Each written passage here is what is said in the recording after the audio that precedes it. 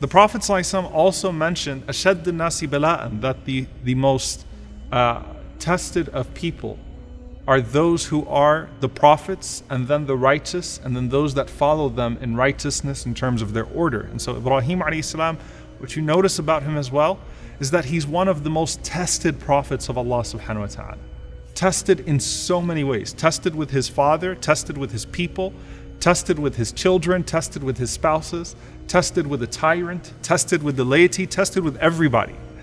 Right? So Ibrahim alayhi salam is tested in so many ways throughout his life.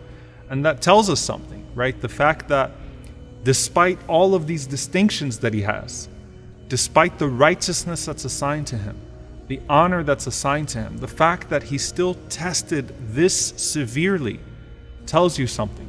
It's not that, he is tested even though he is righteous. He's tested because of how loved and righteous he is. He's tested for that reason. And so there is a correlation between bala, between test and trial, and the love of Allah subhanahu wa ta'ala. And we see it with the Prophet ﷺ, we see it with Ibrahim alayhi salam, we see it with Ayyub alayhi salam, we see it with Yusuf alayhi salam, right, the great grandson of Ibrahim alayhi salam. So there is something to be said about the tests that come to Ibrahim alayhi salam, despite the love of Allah subhanahu wa ta'ala and the high station and the high honor that he gave to him. Allah Azza wa Jal also mentions him amongst those who his favor was completed upon. So again, I want you to see that these are themes in our own lives that typically we not only disconnect with one another, but we think that one of them disqualifies the other. And so the love of Allah, but then the most tested. And then here, Allah completed his favor upon him.